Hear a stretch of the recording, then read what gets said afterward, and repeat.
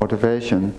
I'm not saying we don't have that kind of attitude. Everybody has that kind of attitude. And that's the foundation of the troubles.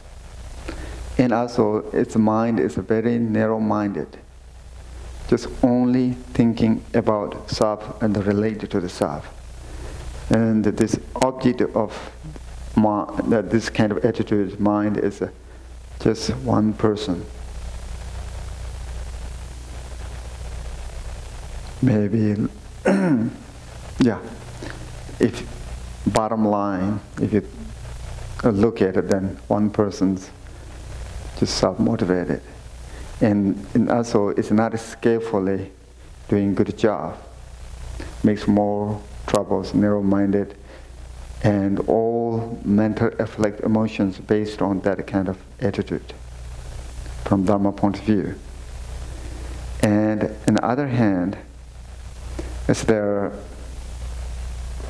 better way of achieve a happy life and a meaningful life, in particular an enlightenment, then bodhicitta is a necessity. The great Dzogchen master Patrul Rinpoche saying that bodhicitta, if we have bodhicitta, it's enough to achieve enlightenment. If you don't have bodhicitta, there is no way to achieve enlightenment. And the seed of enlightenment, unmistaken seed of enlightenment, is bodhicitta. And when this kind of mental attitude arising in our mind, then it's eliminated jealous, envy, selfish, self-centered, self-motivation, or all anger, hatred, just go away. And there are many methods arising bodhicitta. The seed of bodhicitta, every sentient being possesses a seed of bodhicitta. But some way we made mistakes. I call it made mistakes, which means selfish, self-grasping. It's covered, the bodhicitta. Now we have to reveal our real pure mind. Okay, using just pure mind, and also this pure, within pure mind is a big mind, the wisdom mind. It's not just narrow-minded, only one person's goal. And here, the bodhicitta, sometimes one who has bodhicitta, called bodhisattvas, Changchup Samba. Samba means, in Tibetan, which means that a warrior, one who has a good heart and a good mind, one to willing to help the sentient beings, limitless sentient beings free from suffering, and achieve an enlightenment. That's ultimate happiness. So, there are a few reasons. If you want to go detailed, then you can look at it in the book. But I just brief some synthesizing. And every sentient being wants happiness. Nobody wants suffering. And the Bodhisattva is thinking about if I achieve happiness on enlightenment myself, then this is really narrow-minded. Limitless sentient beings only thinking about me and mine. It's not wise. It's narrow. This kind of one who holds is not a great being. Bodhisattva is saying that limitless sentient beings want happiness. The best happiness is enlightenment. If someone enlightened them, they don't have to go through again suffering. That's the goal. I will do it, willing to do it, even by myself. Doesn't matter how long I will stay in this world, I will stay and I will do it. that kind of mental attitude we call the bodhicitta. And so, the practical for us, when we sit or listening, whatever related to the meritorious activities, just moment before the action, we have to cultivate it, saying that I'm doing this for the all sentient beings, free from the suffering and the root of the suffering. If we just cultivated that, then later that's become that kind of mental state becomes stronger and stronger. Then the one point is naturally arising. If that's happened, then we call it that is bodhicitta. And that person called bodhisattvas. One who has that kind of heart and mind, then life is a start happy life. There is no selfish, the worrying all the time. There is no jealousy. The person wants everybody to be happy, be successful, meaningful life. And the one who has that kind of mind soft and gentle and compassionate, the seed of peace, seed of all world peace. It's not just human, that kind of person doesn't want to hurt anyone, even insects, animals, and so forth. Then that kind of mental attitude is what we call bodhicitta. That is still aspiration of bodhicitta. And it's not that complicated.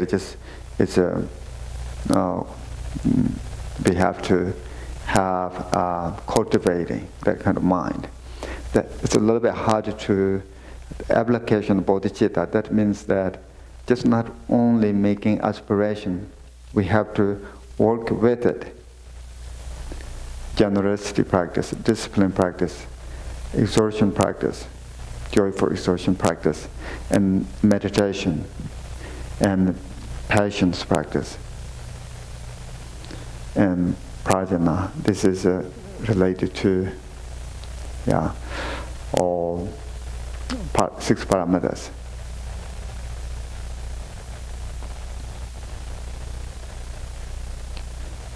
If we do that, then we are the Mahayana Buddhist practitioners. That kind of mind is a very precious mind. Usually we don't have that kind of mind. We have to cultivate it. So the idea is that someone who has this kind of mind, even if that person's not much focusing in the self, but automatically self is getting better, become enlightened. That's happened in the Buddha. That's happened to lots of great beings. It's not just abandoning in the self. It doesn't mean I don't care myself. The idea is that this is the way of helping for everybody.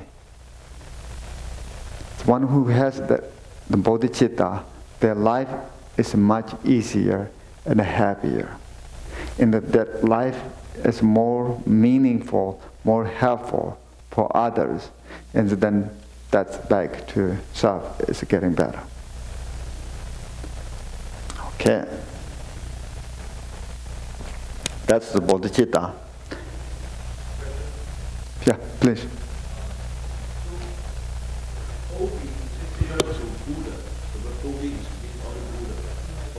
Yeah, Bodhi is enlightenment.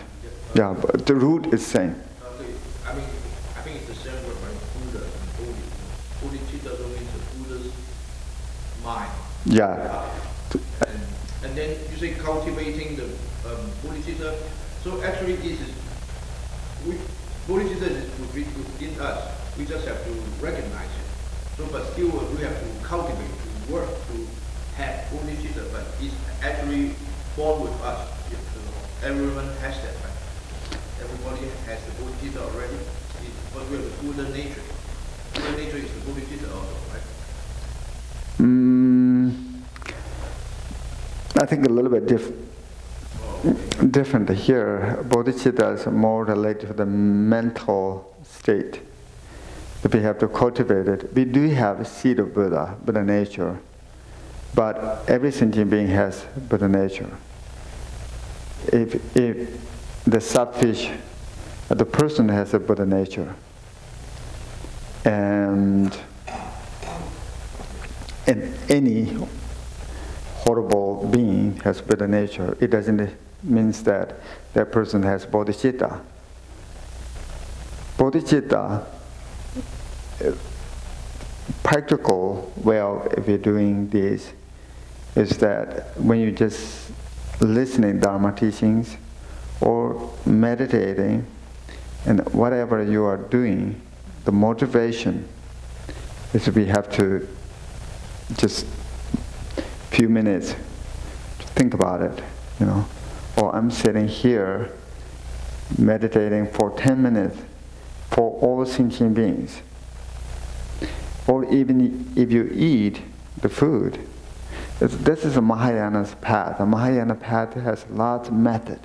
If you're doing same thing, but it's turned to some sort of way of better, this is related to motivation. If you say, eat the food and thinking about, oh, I'm eating this food for all sentient beings, or just I giving for parasites inside of the body, and the feeding there is part of generosity practice.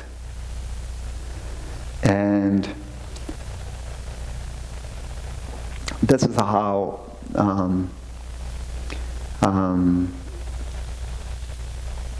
it works.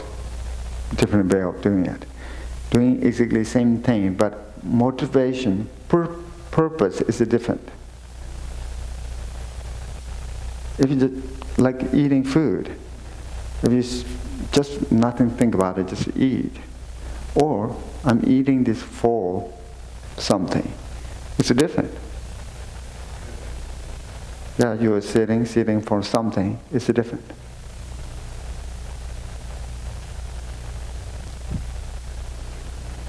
Okay. Then four measurables and so forth. I can read this. Bodhicitta and the compassion. At the page 68. Bodhicitta may be translated as awakened heart. The person whose heart is awakened, which to achieve enlightenment for the benefit of others. Great beings who have realized bodhicitta are called bodhisattvas. The bodhisattva ideal is that understanding motivation, underlying the motivation of practitioners of Mahayana Buddhism. A well-known Indian master, Chintakirti, composed an homage to compassion at the beginning of the Madhyamaka Avatara. Is a very famous text. As all schools of Tibetan Buddhism study this text. Entering the middle way, in which he said that Buddha are born from bodhisattvas. Bodhisattvas are born from bodhicitta. The bodhicitta is born from compassion. In other words, we begin with the compassion. The compassion is the cause of the bodhicitta. When we witness the trouble of other beings, especially when we realize that they suffer because of their confusion about the true nature of reality, we feel compassion. The attitude of compassion is soft, gentle, and caring toward sentient beings. It seems they're pain very clearly and wishes to do something to ease it. From that which grows bodhicitta, the desire to help them attain enlightenment, which means not only relieving their suffering, but also leading them to the great happiness possible. So although bodhicitta is closely related to the compassion, the object of their two two are different, bodhicitta and compassion, right? The object of compassion is to free beings from suffering. The object of bodhicitta is to help beings attain to ultimate happiness, which is enlightenment. Okay, this is just brief. The bodhicitta. Bodhicitta is a very important mental attitude for the Mahayana concept. Then now we are studying 4 seals of the Dharma. And here, of course, these 4 seals of the Dharma, we can find any places. It's related to the nature of reality. But we have to realize these 4 seals of the Dharma: impermanence, multiplicity, suffering, and emptiness. That's how I described 4 seals of the Dharma. And so I use lots of examples here. Then you can use your life as an example. And lots of traditional teachings to realize impermanence, looking for seasons. It's always changing. I look at history of the country or history of the Dharma and history of the human beings. Then we will have better understand. But general to realize impermanence, it's not hard. It's just changing all the time. But subtle to understand impermanence, it's not that easy. And we always have hold the permanent view of self. Think about it, from birth to until now. Just thinking about me. One person. Some way it's just one person, me, right? But if you carefully think about it, it's different. When you were 10 years old, 20 years old, 30 years old, whatever it takes this. It's a long journey. It's not exactly the same. Even this morning until now, it's always changing. It's not only the one's own life. Every phenomena is momentarily changing.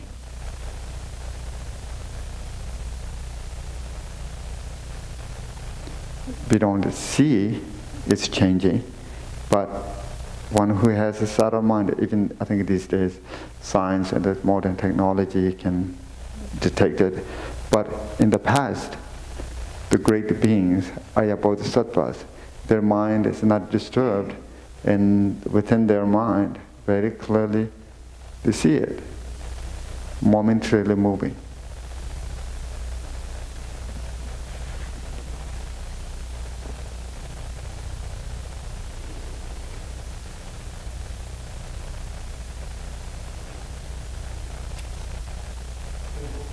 Oh, yeah.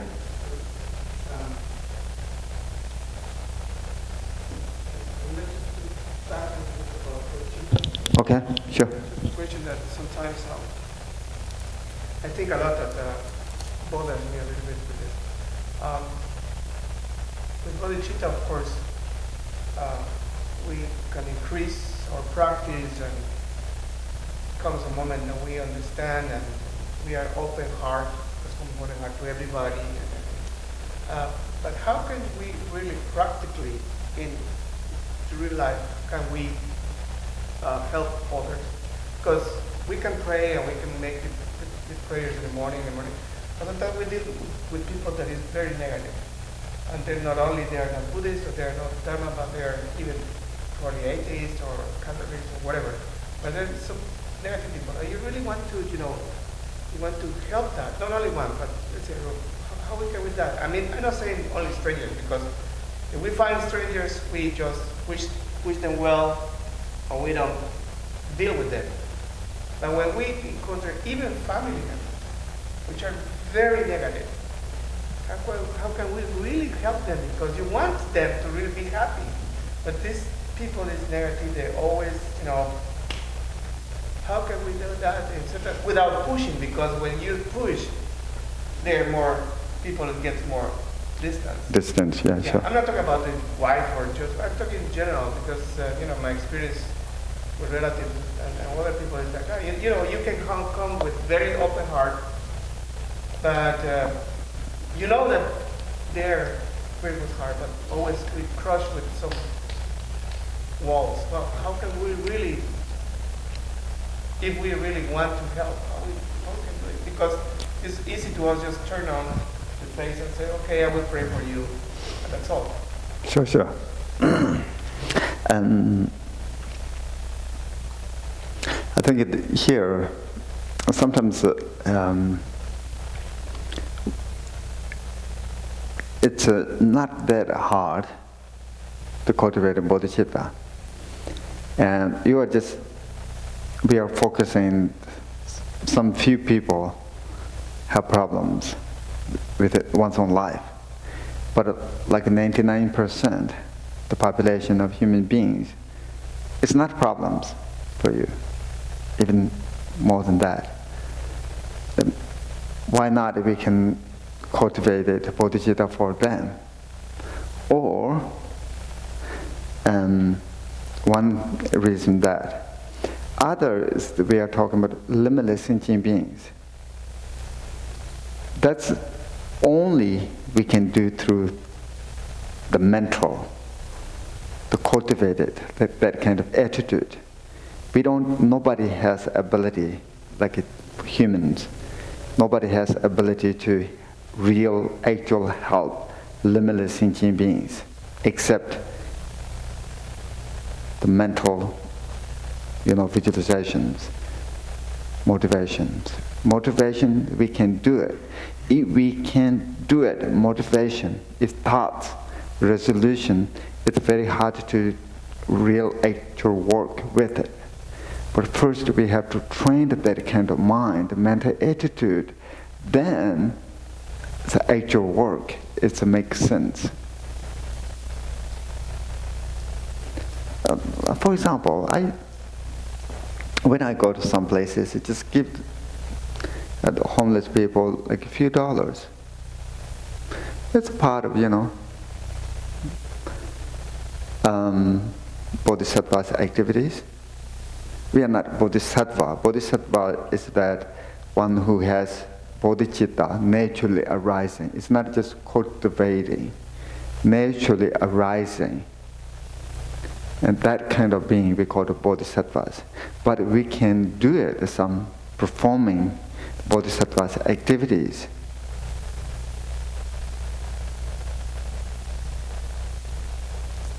When you're driving and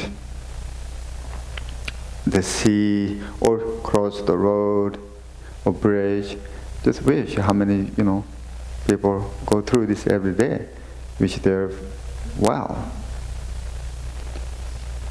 Something like that. It's practical. We can do it. That is not hard. Or when you see the red light, you can do mindfulness practice at the same time. Some people is just frustrated. It may be patience practice. A little bit patience practice.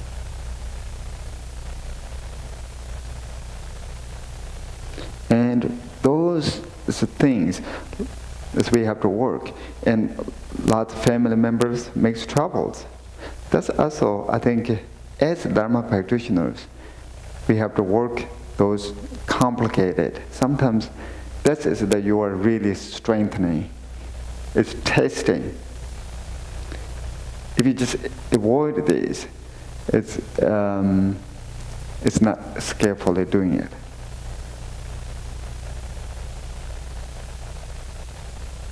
Yeah. There's those as Dharma practitioners, we have to work with complicated situations. If you control these complicated situations better where you can handle, then you are the very strong Dharma practitioner. Yeah. Sometimes, you know, if you are sitting in your house and you smile, somebody else who's having a happy day, and you see her smile, it changes. Or you just say, you know, you're happy as opposed to complaining or not doing it. That simple act of that gesture of generosity can change. Certainly not to hurt, but while we ourselves get stuck in our own drama, we forget those simple things in the day-to-day. Yeah, that's true. That's true. Smile helps. Good morning, good evening also helps. And become friendly, that also helps if you need it.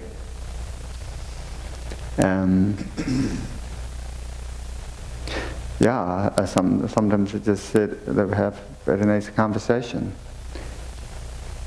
Sometimes frustrated, but still you're engaging.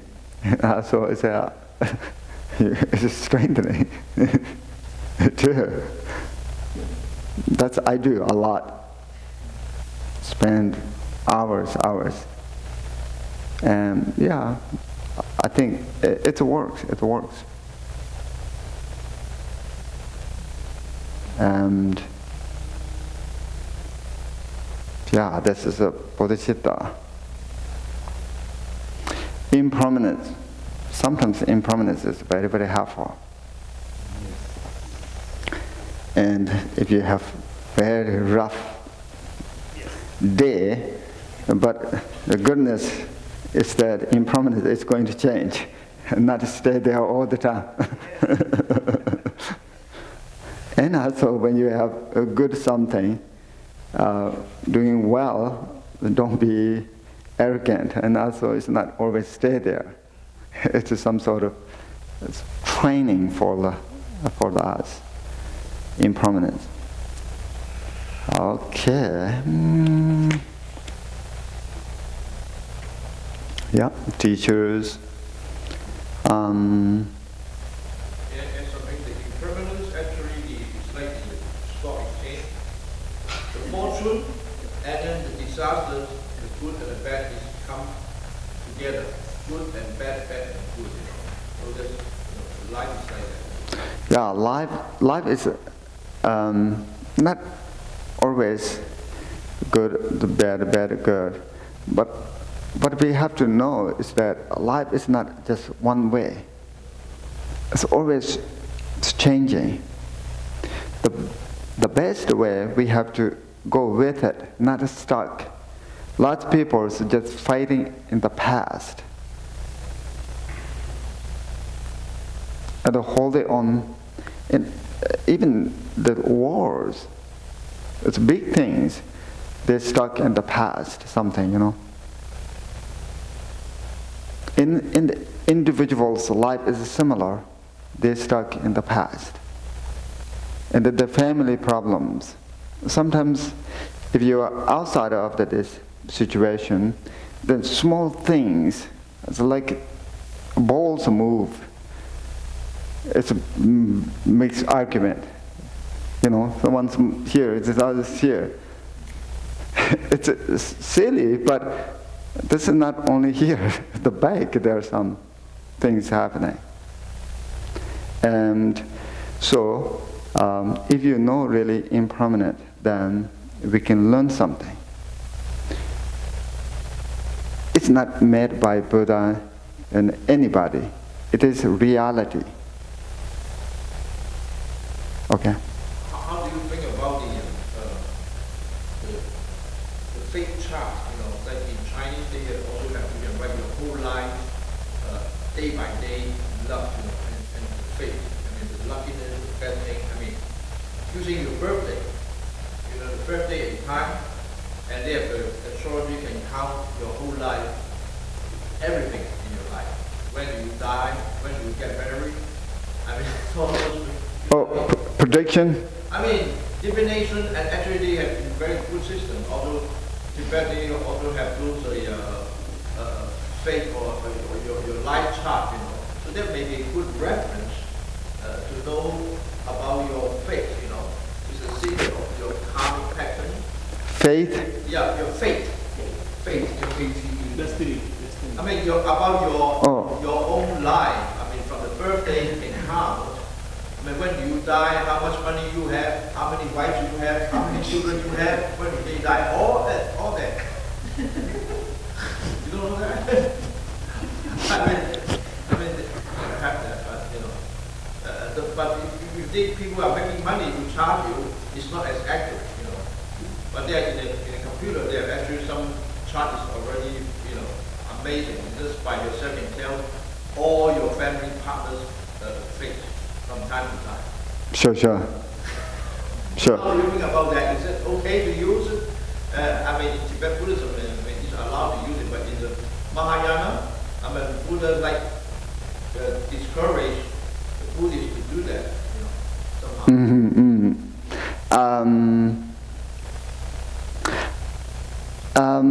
I think here is reality. We have to look at the reality. And divination, we do have and predicted the futures, but it's not always go that directions. Yeah, if you go to the restaurant or Chinatown, in restaurant there, you know, piece of paper saying many things, fortune cookies. Yeah. It costs a lot of money to do that, you know. Yeah, a few days ago I went to their restaurant and on the table it's saying lots of good things. Those are basic things. Those make sense, ideal. I mean, like the zodiac, like the American zodiac, you know, something like that. And here, take it as impermanent. The best, if you can,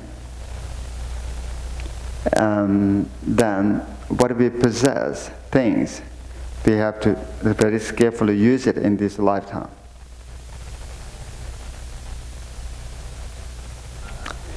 If you have money and whatever you have to use a good way in this lifetime. If you can.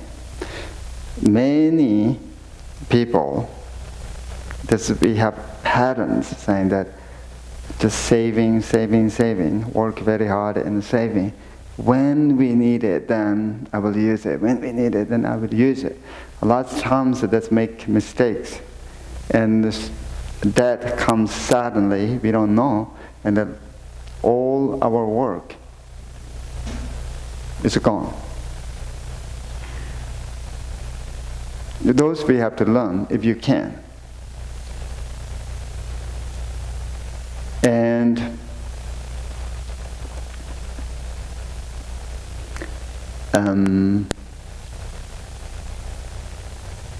then our life is always moving.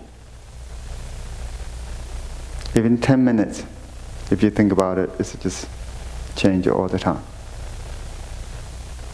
Before you sit here and think about it, how many conversations, how many thoughts, and your location where you're standing or sitting or so forth, it's always changing. Nobody can stop this. And other, I'm not scaring, but that's the reality. If we accept it or not, it doesn't change. This is how way things are, relative point of view. If we realize that, then we can control a lot bad situations. It's not makes worse in our life when it comes. It's always with us. And it's with us, this body, and it's with us in our mind. Always just changing. That's what we call impermanence.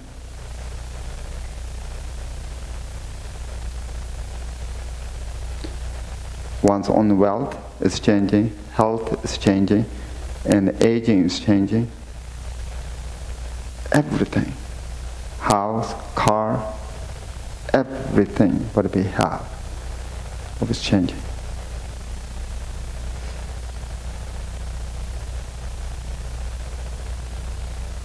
Then, here saying that what we value of our life, or essence of life, happiness, need happiness. And some, if you realize emptiness, and it's impermanence, it's a wisdom. Okay.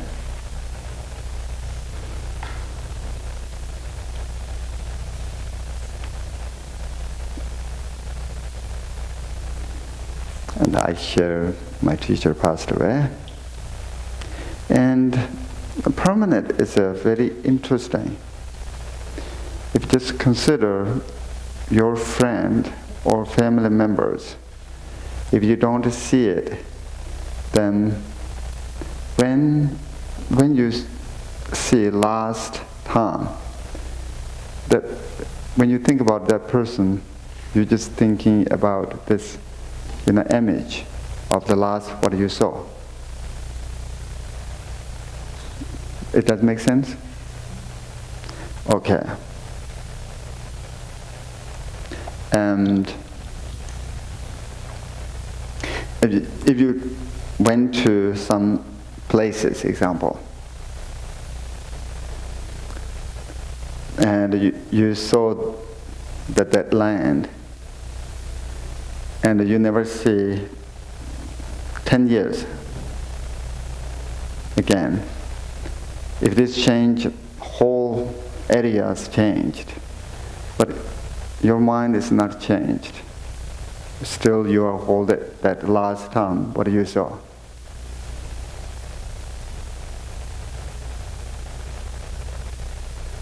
That's we hold a permanent view. That's happening in our life. When people have a hard time with parents when they were teenagers, they're just fighting that kind of mental image.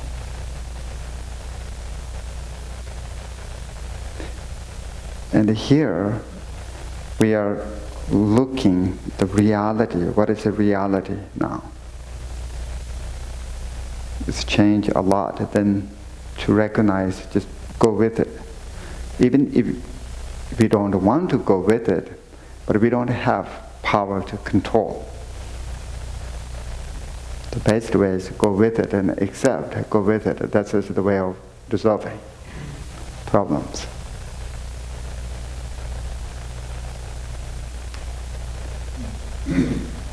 So from that point of view, the only thing that we can really count on is impermanence. Everything else is subject to change. Yeah. Yeah, it's subject to change. And not just our life, everything. There's birth, then there's aging, there's death. Like this planet, the solar system, everything. Same way. That's very liberating. Yeah, that's the goal. Nothing to touch to. No point in touching to that. Okay, letting go now. Just go with it. That's the goal, liberating. Okay. Impermanence. Then we have multiplicity. Everything has parts. But like self, this body and mind, we already had conversation a few days, and self is a combination of mind and body. Then back here, then this body has many parts. Later, it helps sublessness. And if this idea, multiplicity ideas, if you take it, it gives large space. It's not narrow-minded. Just look at in this room, you can see many things. It's not just one thing. Different shapes, different colors. And then take it the world.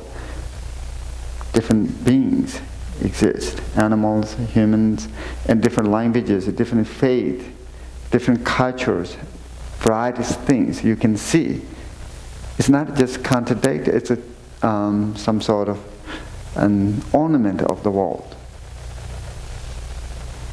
Then back in the self, mind and body.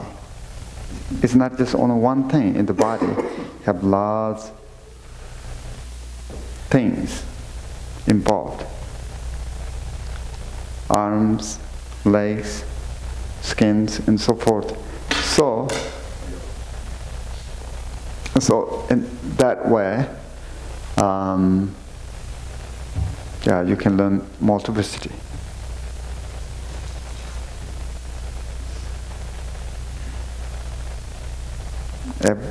Every phenomena, there are lots of things involved. Sometimes we think, oh, there's one.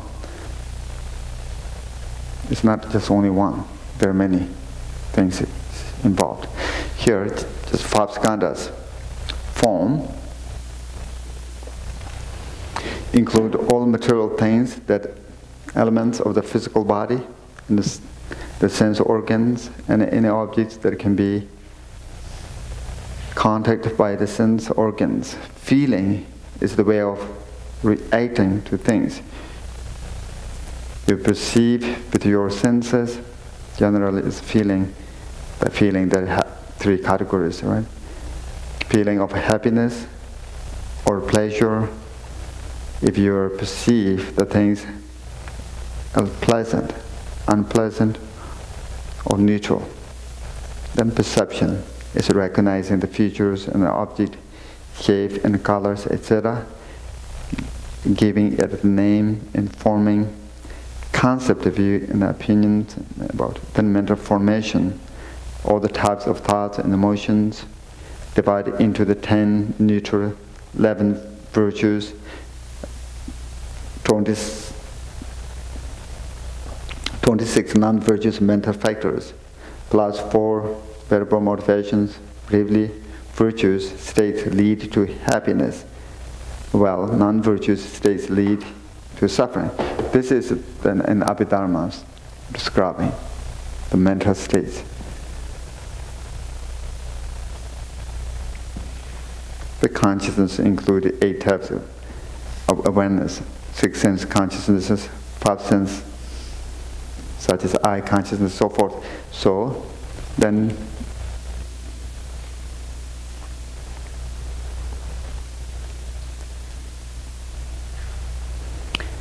okay, I'm not going to the whole, but you can see multiplicity. It's and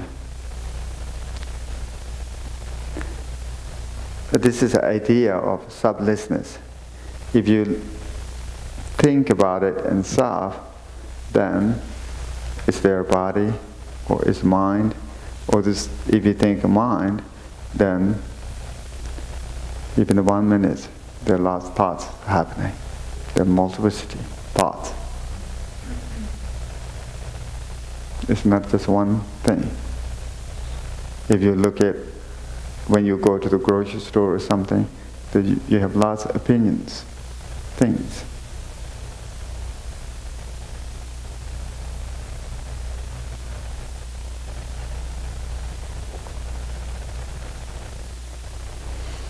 and self. Yeah, please. Question. May I forward to the future a little bit? There's a subject by this one scientist. He said that it's called, the book is called Singularity is Near. The reason I saw you use the word singularity, singular. Yeah. There's one book called Singularity is Near. So the prediction is that by 2030, Okay. most of human will be integrated with machine. And you can see that now. You see prosthetic, smart prosthetic, organ transplant, but more than that, the brain can be regrow so that you can have bionic vision, like that. So then and more and more people are accepting that fact that we have to merge with machines. Okay. Because kind of reaching our limitations. And then back to the present here, I have a friend whose daughter just received a new heart. Okay. And when the daughter wake up from the surgery, she found out that she had a new heart, and then she got scared because there's somebody in her body. You know, Sure, without sure. a heart, it's really scary. And Oh. relating to that subject is also, I heard that there's a cellular level of consciousness, meaning the organ has its own memory. Sometimes the person who received the organ take up the personality of the person who donated it. Yeah, I heard. Yeah. So then the idea that we have a single person is now forever challenged. We no longer see as one person. It's either machine or somebody else in here. You know? Oh, okay. Yeah, some other persons are controlled someone's body. It's a lot. In the spiritual world, have little oracle, you know. This is an idea. It's other beings are controlled using others' body. And your case is this organ donors, so the heart transplant. It's a little bit hard to how we can describe. And in the Buddhist point of view, maybe that first person who died, I don't think so. It's not died, but this is just my guess here. And our mind work with these organs. Organs is used than previous what called donors organs. Maybe it's still the function is similar, like the car. If you use machine, it is some the machines. If you put it in a new car, then also it's still some, if you have problems or whatever, it's doing similar function. And it's carrying others' personalities. You should not carry characters of that person, right? Yeah. It's the same, it's not affected. Not, I think, 100% the same, but some patterns is carrying, right? Yeah. For example, I have a cornea transplant, and I was told it was in 1995. When I went to the doctor told me that I was needed to transplant. So I had to wait, and suddenly one day, in less than 4 days, I had a call from the hospital, and they told me that I have to be exactly in just the next 6 hours in the hospital to prepare Oh, okay. for surgery. What I found out is that the same day in the morning, because no, it wasn't my surgery was in the morning. So the previous night, around in the afternoon, I was trying to know who was this person. And this person was from here, from the United States. And he was a white guy. He died playing basketball. And he had it seems that he had a heart attack or something. So, because he had a donor, right. they took the cornea immediately, they put it in a special metal box, and they went through the list, and they sent it to Guatemala. Because I was in Guatemala, I was not. Right. So, the surgery took 2 hours.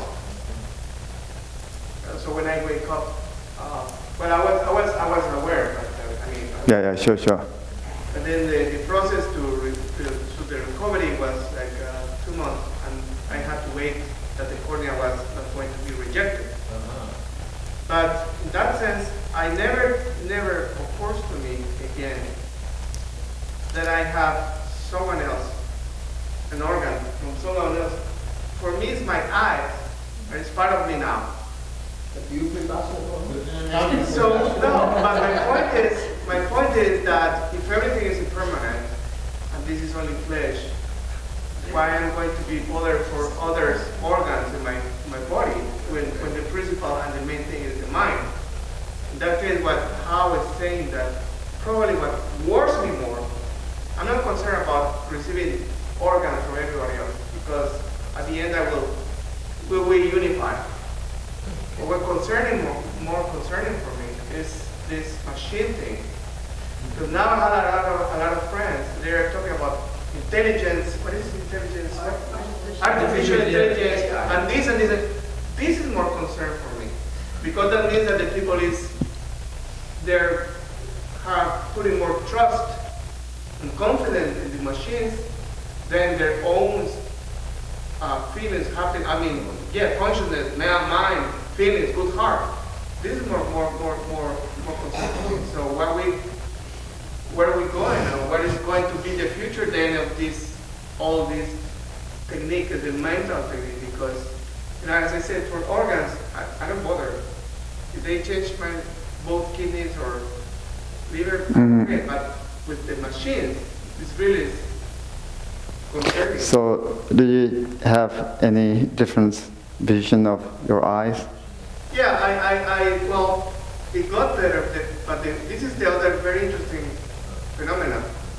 I have an illness called keratocon. What that means is the keratocon is, the corneas, we have it rounded, yes? But the keratocon is exactly a cone. That means makes like a kind of, how do you say, this shape, like triangular shape. Yeah. The interesting thing is that my body, when this cornea was implanted, my body took over the new cornea. So the new cornea got the keratocon. So my previous condition received the new cornea with no keratocon at all, but my eye appropriate the new organ, and the new organ then it start to get got the keratocon.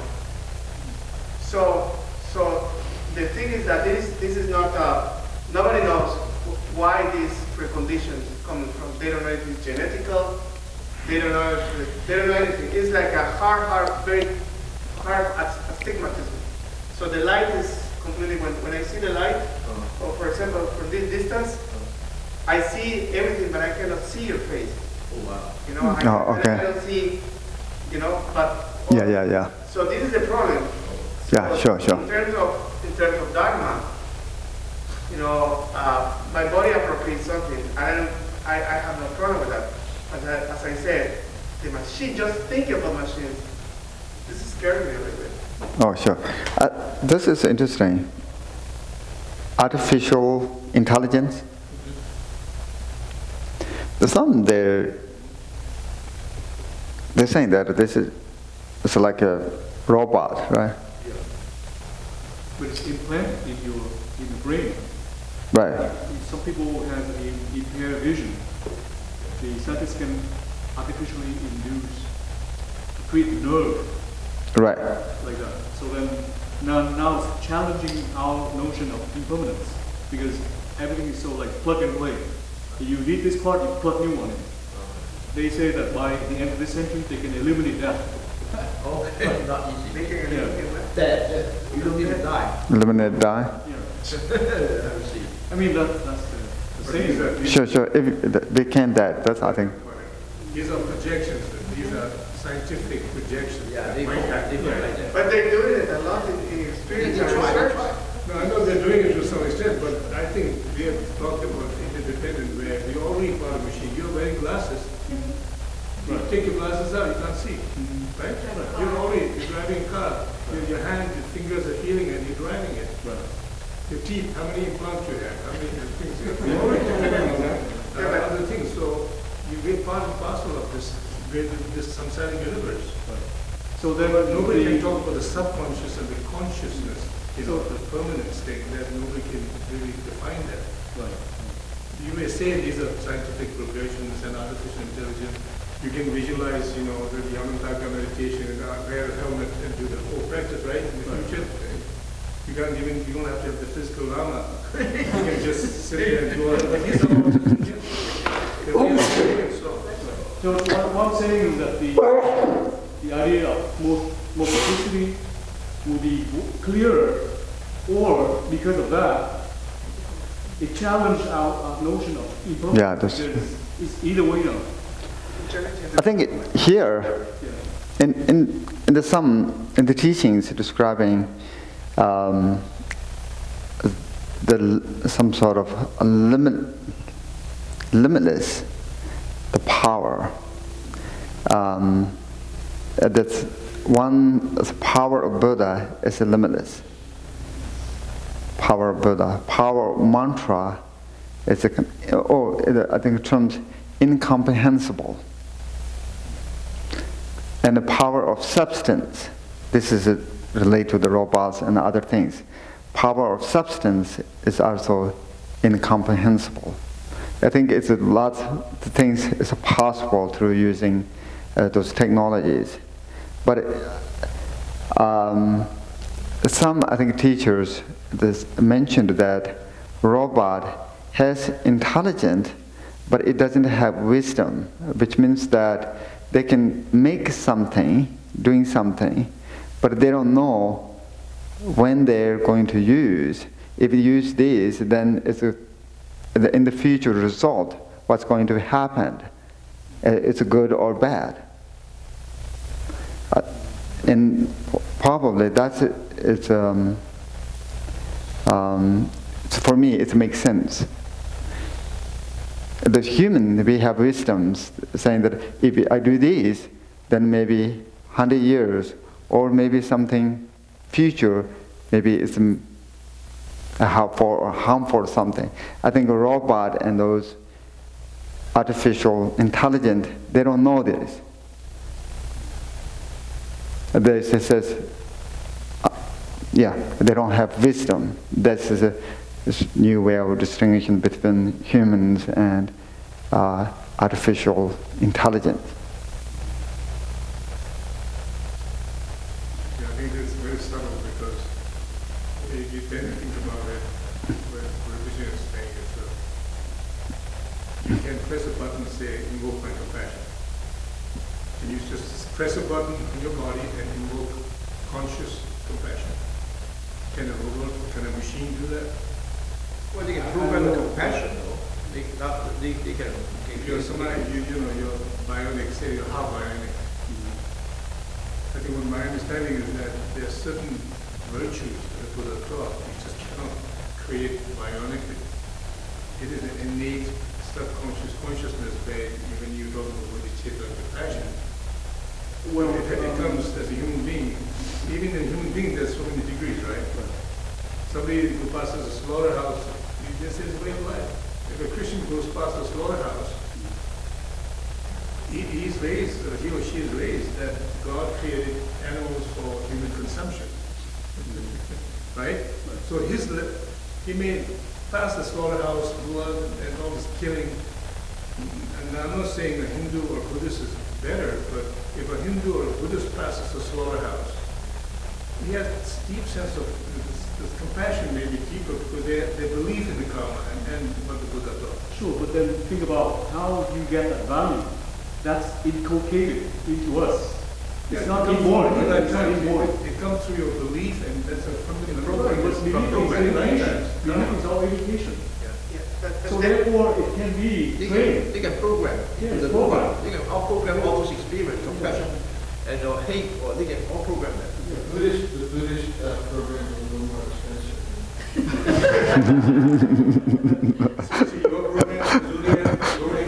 Okay. I'm looking for the app.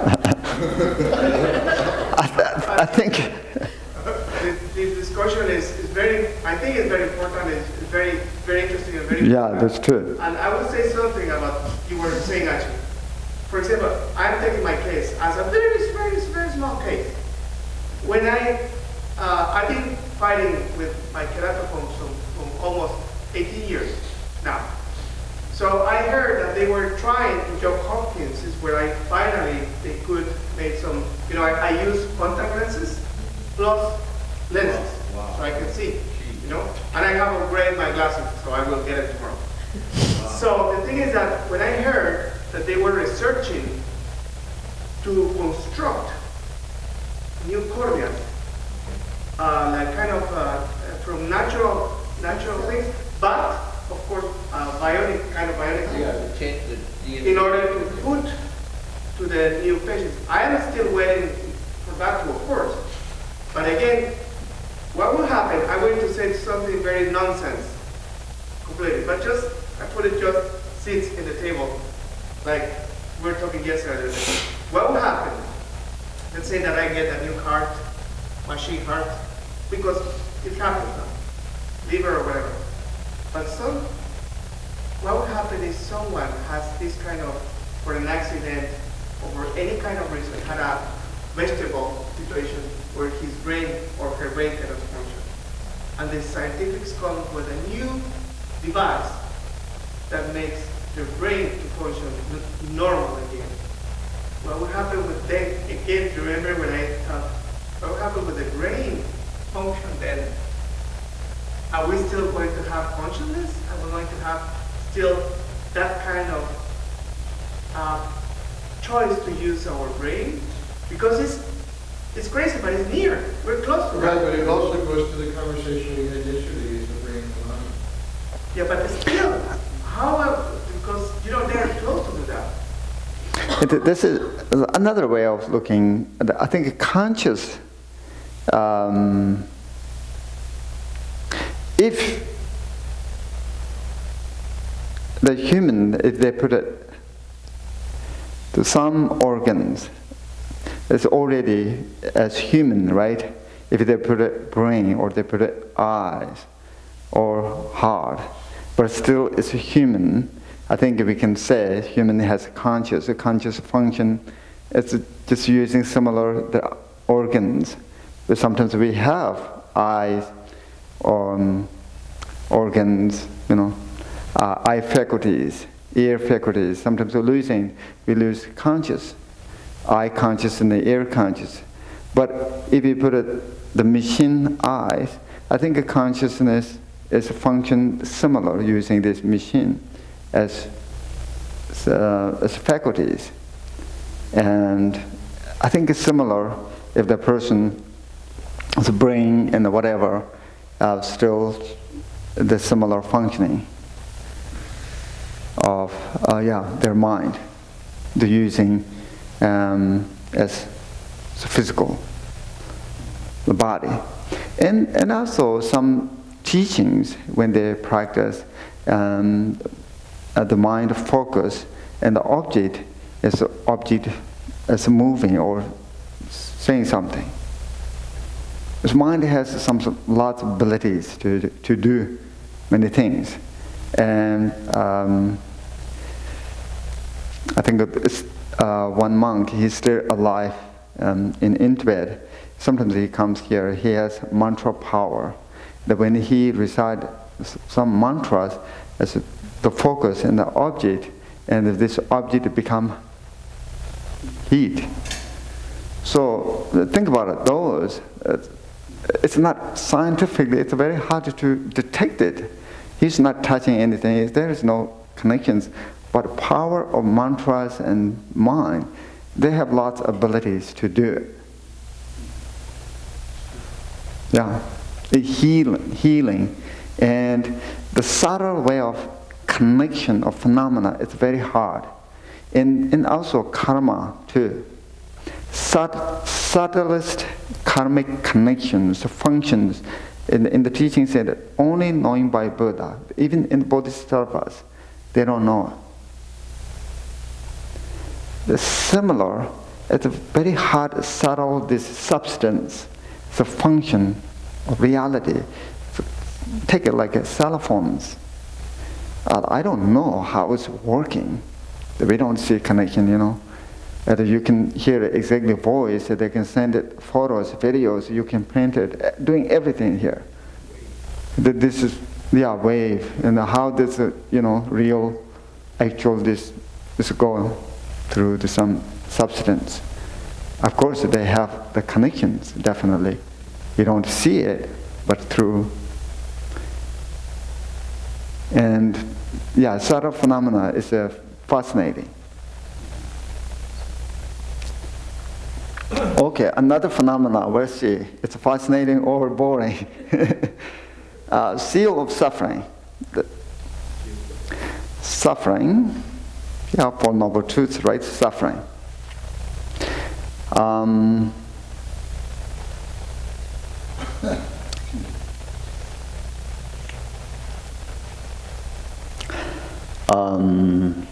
How I can synthesize this.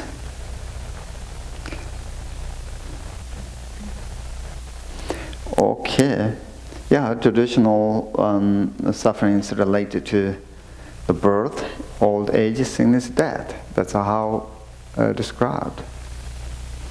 And suffering is just started from the birth.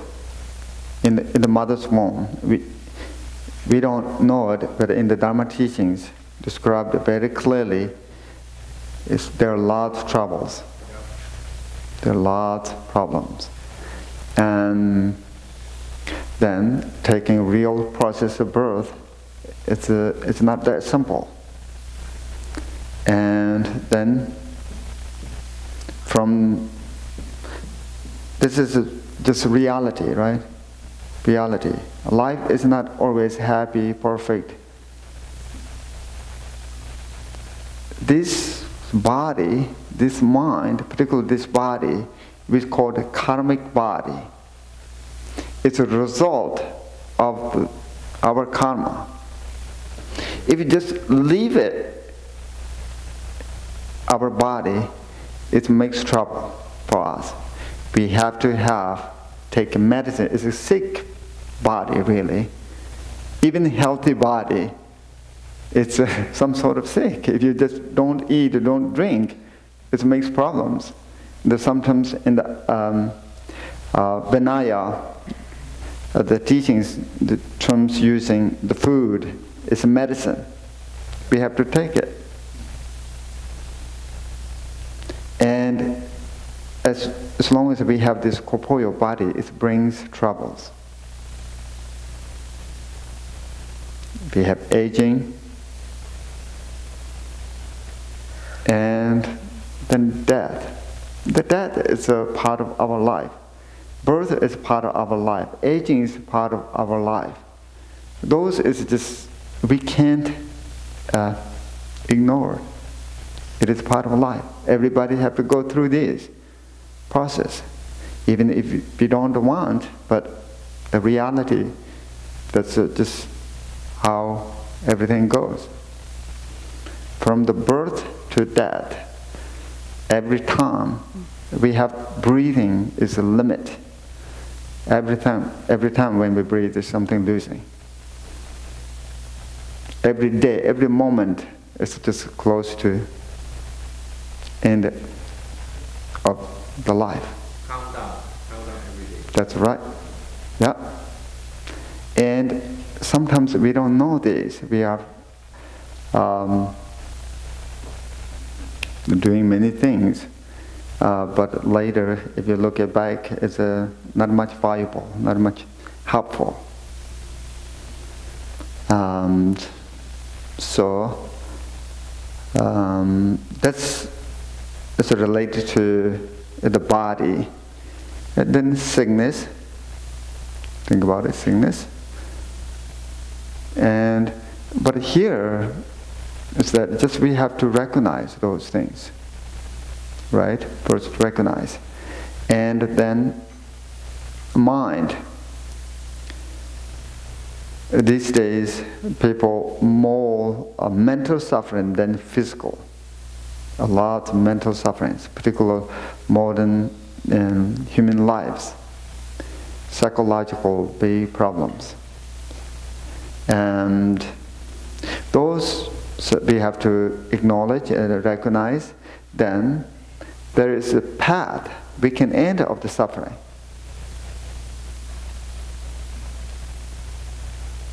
It's not necessary to go through over and over again. That's the goal for the Dharma practitioners. The end of the suffering, complete enlightenment. That's, and here, the fourth seal of the sublessness or emptiness. That's using terms, sometimes we call it nirvana and peace. And so we have to realize sublessness. The self, we already have many times the conversation about the self, relative level of self, is that combination of mind and body, right? Mind and body put it together. Then we have sense of self. Then, I think we have to stop, right? A little bit. Yeah, I think so. Yeah. Yeah, a few things. The self, I think, I have to go through. Combination of mind and body, you already know that. That's a relative level of self. We don't investigate anything, just this whole body. It's called the body. We're not saying this hands, arms, and whatever. Just this body. In the mind, we are not dividing anything, just put it mind. This together called the self. That's a relative self based on these two things, we make a lot of mistakes. So now it's the end of the suffering is that exactly we have to know what it is. The truth, true nature of reality. That is the way of ending our suffering. There is no other way we can completely eliminate our troubles to peace. That's Buddha's taught a lot, emptiness, sublessness, emptiness, sublessness. And sometimes we call it as a profound. It's not that simple to recognize, understand. It takes a lot of effort, intelligent, and receiving lots of teachings and contemplate and meditate. It takes time. It's not that simple, easy to understand. And it's not that simple, just short something.